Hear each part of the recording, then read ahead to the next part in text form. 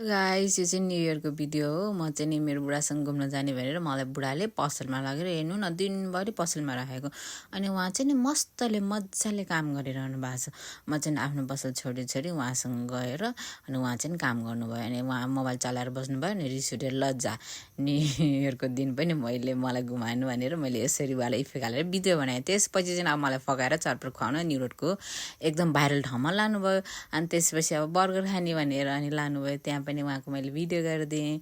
अब बुढाबुढी कति पछि टाइम स्पेन्ड गरेको। ल अब मेरो हात अब समाउनु अनि चुपा गरिदिनु छिटो, ल गरिहाल्नु भनेर लाज लागिरहेछ, मलाई लाज लागिरहेछ भनिरहेको थिएँ। ल छिटो गर्नु भनेर गर्नुभयो।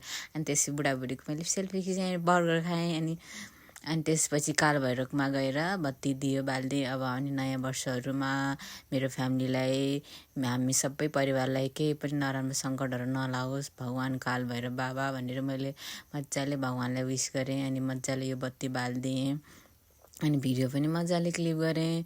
अनि भगवान्सँग आशीर्वाद लिएर भगवान्कोमा बत्ती राखेर अनि फेरि बुढाबुढी यसो एक राउन्ड घुमेँ। अनि त्यसपछि अब फोटो त खिच्नु परिहाल्यो, एउटा दुईवटा बुढाको हिँडेको यताउति। अब कति धेरै क्राउड थियो कि, किनभने नयाँ वर्ष थियो।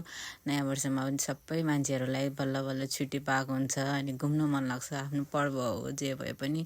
अनि यसो मैले नि यसो भिडियो गर्दै हिँडेँ, धेरै मान्छे थियो अनि फोटो खिच्न लजाइरहनु भएको थियो कि मेरो बुढा चाहिँ। म चाहिँ रोकेर कि म त सानोतिनो भयो नि भ्लगर हो नि त, अब के गर्ने त, आफ्नो इच्छा त हो नि, इच्छा त मार्नु भएन। त्यसपछि हामी लोकन्थलीमा पुगेँ।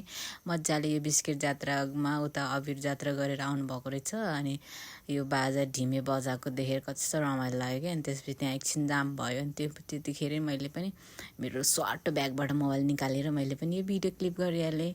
कस्तो मजाले जात्रा ल्याइरहनु भएको थियो कि बाजाहरू बजाएर। अनि कस्तो मजाले त्यो कलर स्पेन्ड गरेर